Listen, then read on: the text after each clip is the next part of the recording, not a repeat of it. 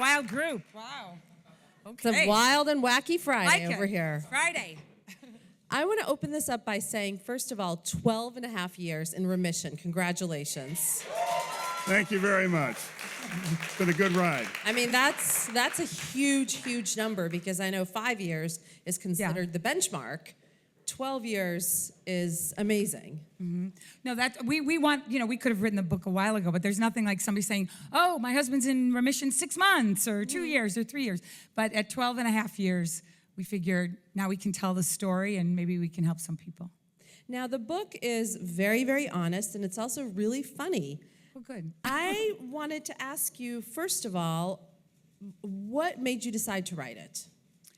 Well, I'd written books before. This is actually my 10th book, and I knew that this was such an interesting kind of story, a little bit different from the other things that I've done.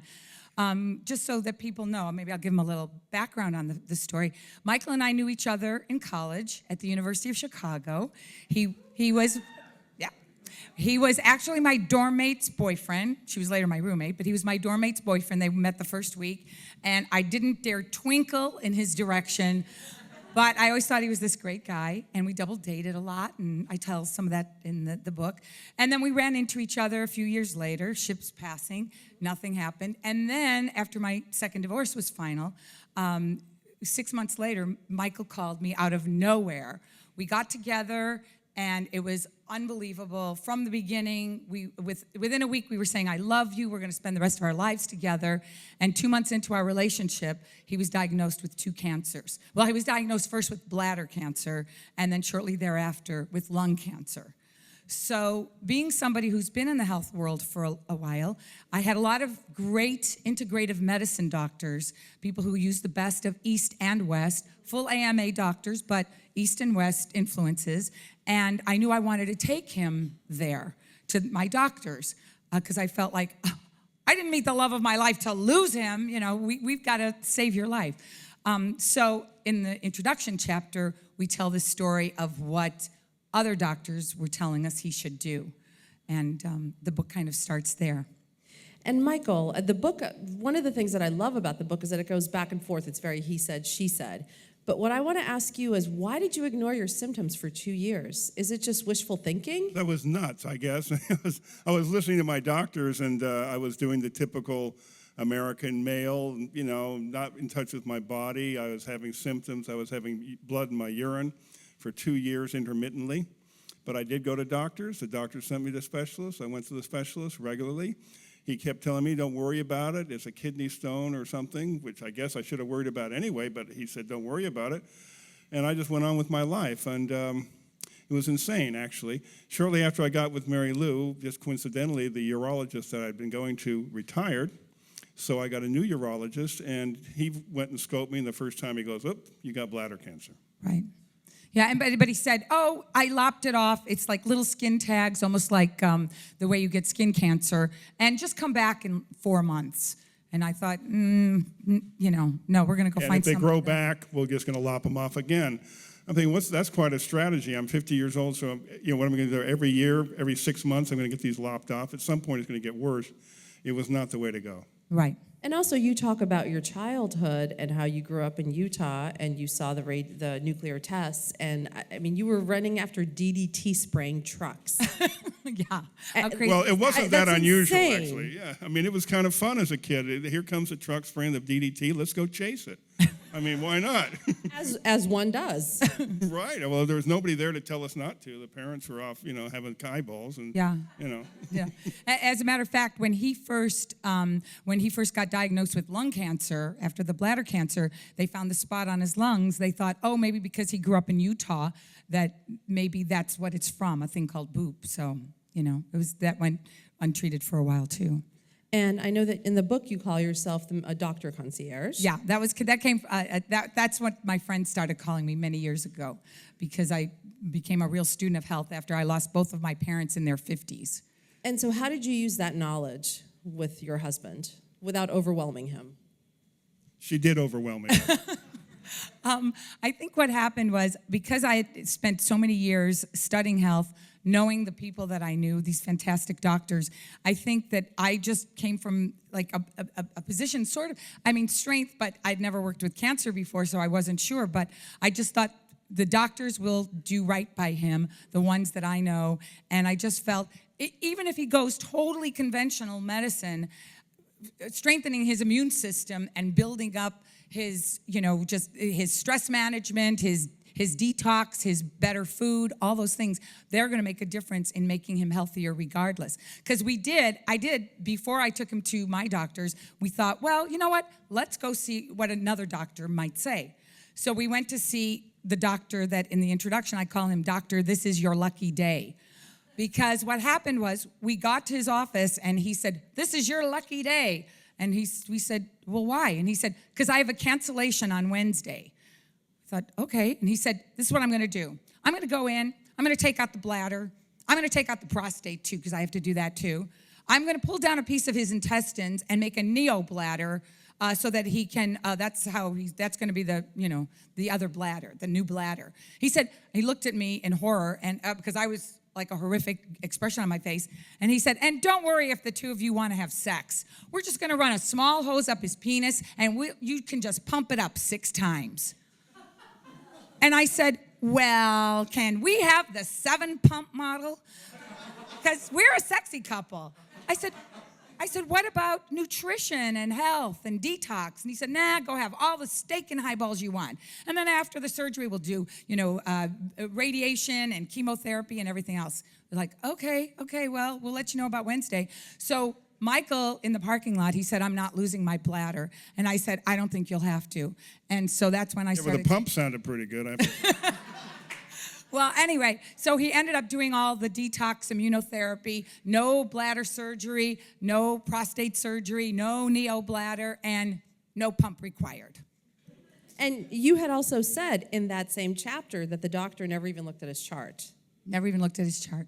The assistant did and said, okay. And then the doctor, they said. No examination. No examination.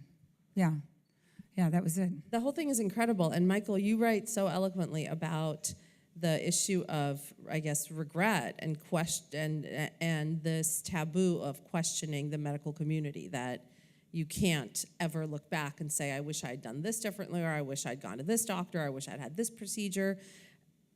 How did that impact you? Well, I think, I looked at that more as it impacting most other patients and people around.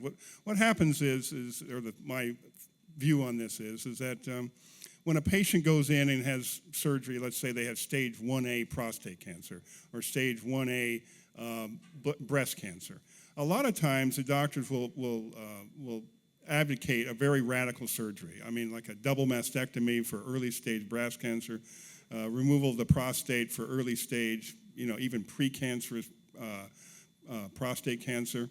And so they advocate these very radical therapies that the people then go and have.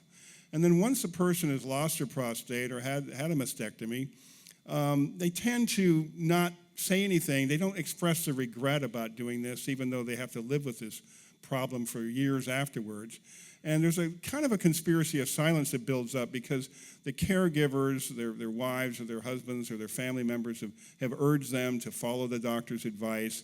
Everybody in the world is urging them to listen to their doctor, be brave, go in there, take your medicine, blah, blah, blah.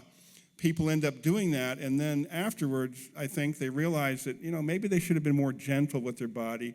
Maybe they should have let this thing go on a little bit longer, do some watchful waiting, and especially in our case, what we're advocating, do that, and on top of that, change your normal, get more healthy, give your body a chance to heal and repair itself on its own. And if you feel like you don't have time, it does, do some of these things. Even if you say, I'm going to go do some of these other therapies or these other surgeries or these other chemical treatments, whatever. It's not going to hurt you to try to get healthier to even withstand it. We worked with a doctor that I've known for several years, Dr. Keith Block in Chicago. And in 1985, he was considered revolutionary because before chemotherapy, he was giving people vitamin drips so that they didn't lose their hair. Some of these modalities have been around for a long time, but a lot of times people don't know about it it because their doctor just recommends, let's go in, let's cut, let's burn, let's poison, and go back to normal. And he had a family member who was diagnosed with cancer around the same time, and that's what her doctor said to her. And so she went through the surgery, she went through the chemo, the radiation, she got it back again in a year, and he kept saying, oh, well, just go back to normal, go back to normal. It's like, no, maybe normal has to be looked at. You can always fortify yourself a little differently. How has this changed your relationship in the sense of, are you as his wife ever able to relax? Oh, well, that's hard No. for me anyway. No, you know what? Every time he's going to go get it, because he does checkups, of course, every 6 months. I always hold my breath a little bit, and then, he's, oh, no, all clear. No, everything's fine. Everybody's great. Everybody, the doctors are like amazed, but all clear. And actually, one of his doctors let me watch one of his procedures, and I could not, when he had cancer, and I could not believe what, I've seen the inside of my husband. I couldn't believe what his bladder looked like. It was terrible. It was like a planet that we haven't discovered yet. It was pretty bad. But then the subsequent, within like a year, 2, 3, 4, recently, it's completely different. So you really see how much the human body wants to heal, how much, our organs really want to do right by us. And if we start doing right for our whole body, it's amazing how it responds. How did each of you react when you first heard the diagnosis? Well, what happened was 3 weeks into our relationship, we were on a vacation together in Mexico City. And I followed him in the bathroom. And by that time, we were very intimate and had spent, several nights and days together. And I went, oh, there's a little blood in the toilet. That's kind of weird. And I knew it didn't come from me. And I said, Michael, are you okay? And he said, oh, yeah, I have blood in my urine. I've had it for a while. So I was, oh my gosh, because I felt something was wrong. But by the time he got his diagnosis, because he was traveling, I was actually not with him. And it wasn't like we had iPhones then in 2003. So I was waiting and waiting and waiting. I was doing something with a family matter with my brothers, when I thought, uh-oh, he hasn't called by noon. There's a real problem. And when he called and he said, I have cancer, I thought, well, wait. Did he say you have cancer? Did he, what is, you have cancer? That whole thing. It is cancer, are you sure? And so I say the worst day is the first day. The first day is the worst day. And then after that, you just think, okay, one foot in front of the other, what do we do? The clock is ticking, the metronome, the pacing is going, and what do we do? Yeah, in my case, it was very different, actually, because, I just turned 50, or 51 at the time, and, a lot of men my age were coming down with prostate cancer specifically. I happened to get bladder cancer. In fact, the day I was diagnosed, we had a party, and I was with a bunch of other guys, and one of the guys had prostate cancer, and we kind of made a joke, hey, we're in the Big C Club. And I was kind of complacent about it in some kind of weird way, and it took a while for it to really sink in how important and how dangerous it was. And to some degree, I think the cancer, the lung cancer, not diagnosis, because I didn't really get diagnosed for months later, but the spotting of the lung, seeing the spot on my lung really brought it home to me how intoxicated I was, how much toxic burden I had, how many chemicals I must have in me, what a good host I was for cancer. My doctor, in fact, told me that my body really likes to grow tumors, and Yeah. that wasn't a good thing to hear, actually. Yeah, it's so amazing because maybe because I lost my parents very young. I was 17 when my father died, put on a lot of weight, eating my feelings. When my mother took ill with rheumatoid arthritis and I watched how her body was trying to rally, I said, it's not about my weight anymore, it's really about my health. And I became this obsessed student of health. And it's funny because you guys are so young. I'm looking at this very young audience, and you probably, maybe it's your parents or your grandparents who have gone through things, but every single thing that you are doing today is going to add up to something later on. So even if you could just tweak your health journey a little bit, it's going to make a big difference in the long run. What's a typical meal like for you guys now? Well, Because I think that's the easiest. Sure. Oh, yeah. part Well, that's of the your one thing life we to do every change. day. You know what I mean? That's the one thing we do have some kind of control over. We can't always, regulate the air we breathe, things like that, or the toxicity in our food. We're plant-based, and we've been doing this a long time. No meat, no sugar, no dairy, and no chicken, many other things. But what's it? You mean like what do we eat? We eat a lot of beans and rice and quinoa and vegetables and fruits and nuts. I eat a lot of nuts and a lot of water. I mean, I love my food. I always call it learn to love the food that loves you. I used to weigh 54 pounds more than I do now. My cholesterol was over 100 points more than it is today. And I feel stronger at 64 than I did at 26 when my mother died. Well, for me, my diet's quite different than Marilu's, and there's a lot more variety out there in the plant-based world than people might actually think. And I'm not just talking about fake cheese or fake meat, which I actually tend to stay away from. I'm not really into tofu. But, I like potatoes, and I like pasta, and I like bread, and so I don't go hungry. And I think one of the other things is, there's two things. One is that hydration, which is probably the single most important thing you can do for your body. If you're properly hydrated, it curbs your appetite, so you don't have that constant hunger.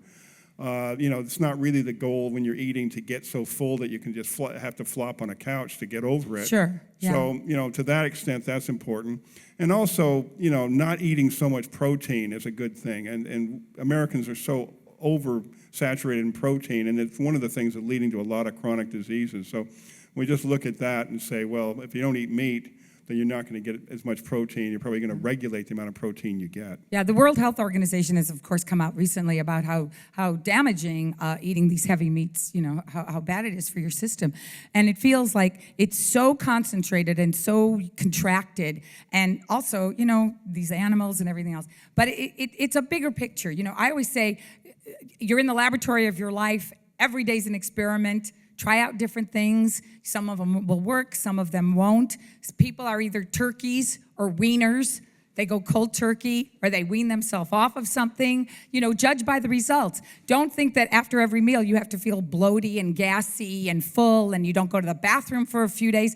That's really not a meal. You should probably feel like you just got a tune-up and you feel really good. That makes a big difference. And I think we also have to get away from the mindset that when we go to a doctor, we need a prescription right away, and that's like such a big thing. And I have to say, for both of you, this is quite a doozy to deal with when you Oh, yeah. first start dating. I mean, I don't think there's a bigger issue that you could possibly face. Sure. Did you just sit down and open your Rolodex of doctors and come up with a plan? That's kind of how it was. I called Dr. Saram Khalsa, who's just a brilliant, he's like a detective. You take somebody to him, and he knows exactly who else to connect you with, and he does, he makes you write a history of your life so he can understand some of the clues. He's really like a medical detective. He's a full AMA doctor, but he is just a brilliant, brilliant man. He wrote the foreword to the book. We worked with him. We worked with Keith Block. We worked with Neil Barnard from Physicians Committee for Responsible Medicine. They have incredible doctors on their site, pcrm.org. Dr. T. Colin Campbell, who wrote the China study, he gave us a quote for the book because I do a whole thing with them as well. And, there's so many there's a tsunami of health now, and you cannot stop it. When I started this in 1978, 79, after my mother died, I couldn't find a lot of great information. But now there's so much great information and so many doctors who are willing and eager to help you figure out your body as a whole rather than just the isolated specialist who's going to say, okay, I'm just concentrating on one part of you. And Michael, has this given you more license, do you think, to question doctors? Because that's another issue that you guys touch on in the book, this unwillingness that we have of, in any way doubting a doctor or doctor shopping or getting a third or fourth opinion. Well, absolutely. In fact, Dr. Khalsa, advocated that I go to different doctors, and not just to different doctors. If you're going to a doctor in a clinic and for a second opinion, you just go down the hall to another doctor in the same clinic, you're not really getting a second opinion. You got to get out of that system. You got to get out of Sloan Kettering and go to Beth Israel. You got to actually move from one system to another to get a real second opinion. But one of the remarkable things about getting second and third opinions is how much doctors disagree with each other. It's almost like they take pleasure in denigrating the other guy and in disagreeing. And so one of the problems, I think, for patients who are often scared and don't know what's going on and may not have the caregiver that they might need, they don't have an advocate like Marilu by their side, is, you start getting all this conflicting information. Now, how do you then decide what to do? So I think a lot of people shut down and just say, no, I'm just going to go with this guy. I don't want to think about it anymore. It's easier to do it this way. My caregivers are probably urging me to do this anyway. And that's one of the real problems. The second, third opinion, any doctor who's afraid of you going and getting a second opinion is a doctor you shouldn't be going to anyway. And become your own health advocate. Go to those sites and don't just go to the first 2 pages because those people have paid to be there. Go to some of the more obscure sites. Read a lot. Put a lot of information together. Cross-connect what seems to be weaving threads throughout the the different things that you're reading, etc. So there's always so much you can do. Well, obviously, I think that everyone needs a caregiver like you. You need to clone yourself in some, since you are so into medicine, if you could figure out a way to do that, that would be great. Thank you. And let's get a few questions from our audience, please. Hi. Hi. I wanted to ask you, what advice would you give to men to be more aware of their own self-health? Like what triggers or what advice? Because sometimes men don't seem to, like you said, understand their own bodies. I know they're sometimes the most resistant. I think as women go through our periods every month, we get very used to feeling great or feeling bad or whatever. So we're more in touch with our bodies than men are. I always say that if it were up to if men got their periods and had to give birth, there'd be no population. We would have died out a long time ago. Well, maybe just the guys I know. I think you have to. I think you do it first and then you help them. And I think also you can't make it boring. You can't make it, not exciting. You have to give them a lot of positive reinforcement because guys like that, especially if they do. They load the dishwasher once a week. You know what I mean? What happens there? And they want a That's pat a on the head heroic for act. it, okay? Yeah, that's heroic. Oh my gosh, honey, look, I did so, and I think also if you invest a little time into learning how to cook some fun stuff so that even if they do plant-based 1 day a week to start out, make sure it really tastes good.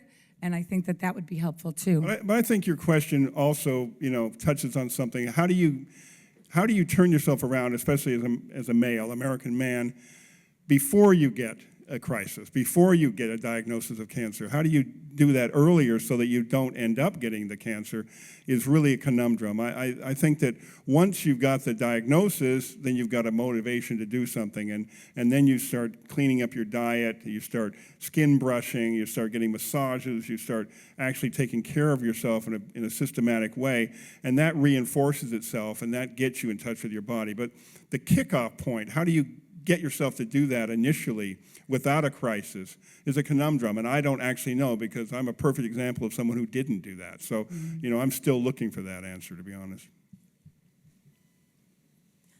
Marilu, do you feel like your renowned ability to remember things has aided your phenomenal grasp of medical situations? I think, thank you so much, first of all.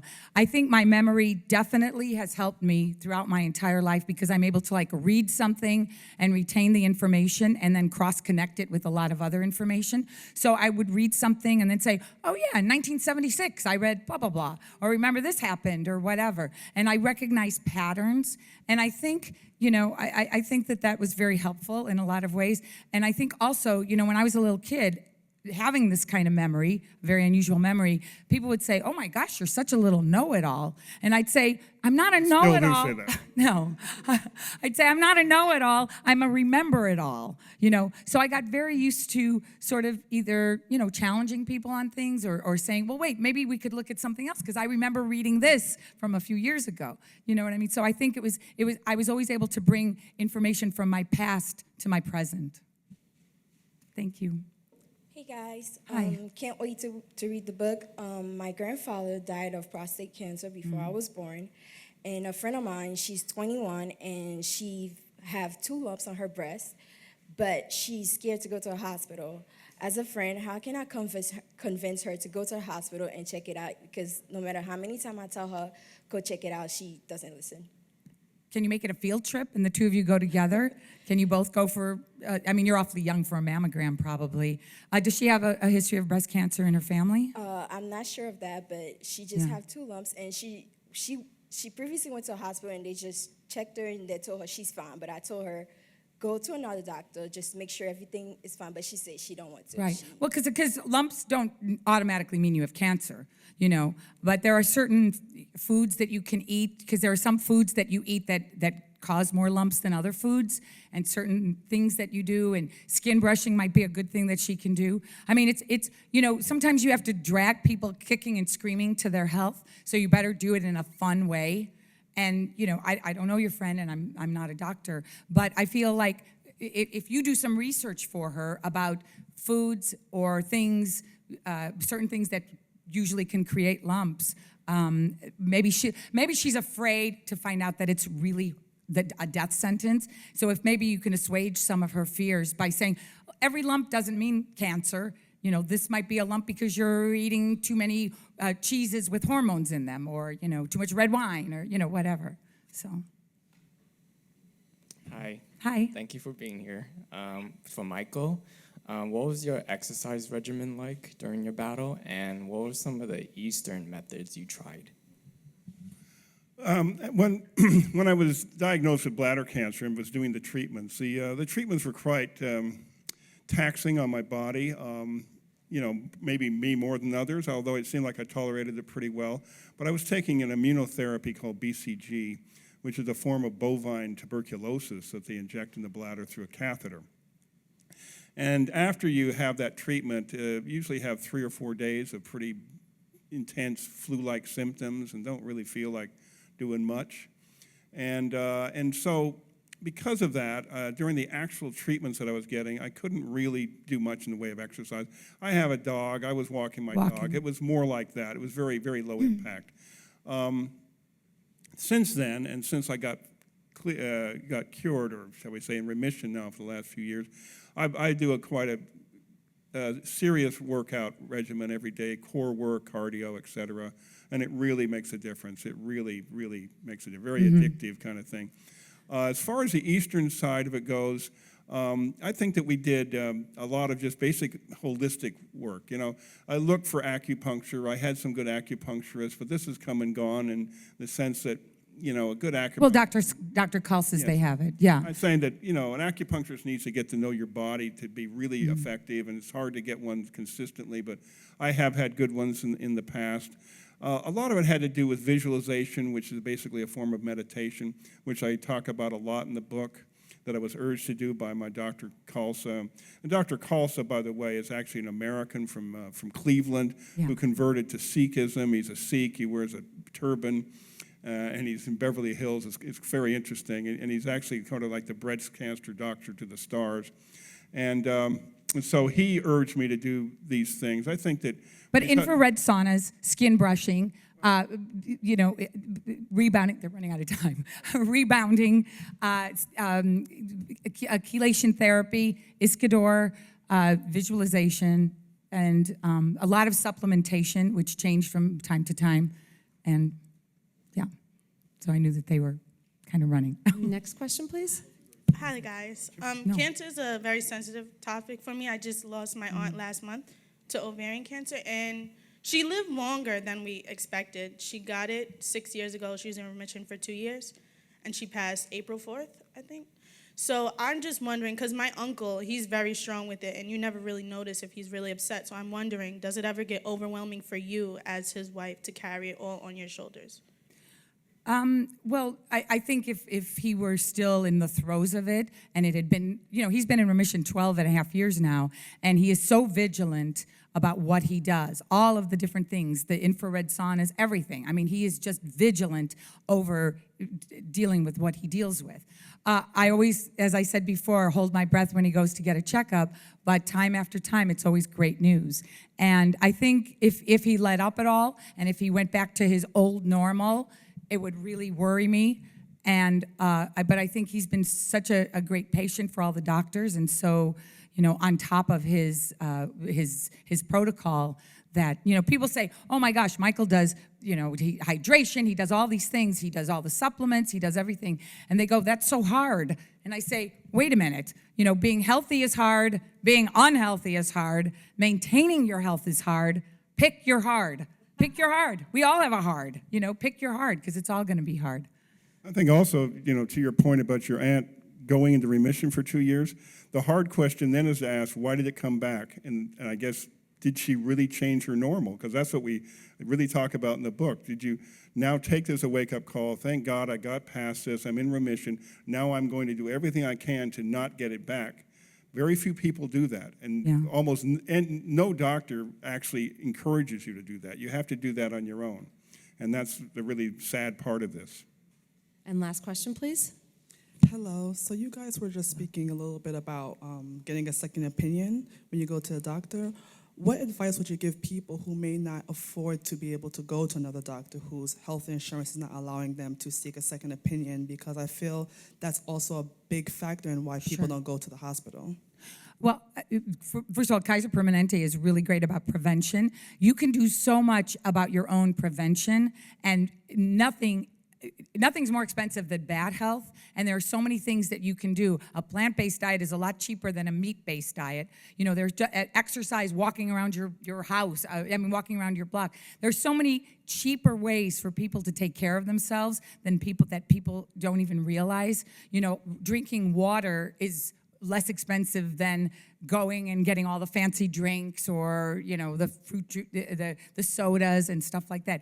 So if you can have less money, you know, spend less money in some places, you might be able to afford something in another place. And you not only, I think be your own second opinion in a lot of ways. If your doctor won't, if your health insurance doesn't cover a second opinion, let's say, you come in with such a list of questions of the homework that you've done so that your doctor might be giving you a second opinion. I actually, back in the day with my mother, said to a doctor, well, now I kind of understand this because I read this and blah, blah, blah. And he said, you think that'll work? Maybe we should try that. You know, I was like, what? You don't know?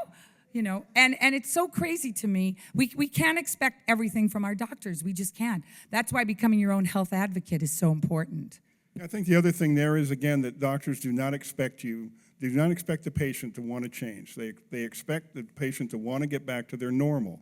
And if you're a patient that's advocating for yourself and saying, Doc, I'm going to do whatever I can to change, just help me out on this, then you'll find more cooperation. But if you're just one of these typical patients that just says, doctor, fix me, give me a pill, cut it out, whatever, then that's what they're going to do. And that's how they react to it. Because it's easier. Yeah, it's And easier. it's quicker. It's easier. And also because doctors just, you know, they'd rather give you permission pills, the statins for, you know, heart disease and stuff, than really, they don't think you're going to change your diet. So they said, okay, I'll give them the other medications. Well, this book is phenomenal. Changing Normal is out. And thank you so much for being here and for sharing your very personal story. Thank you.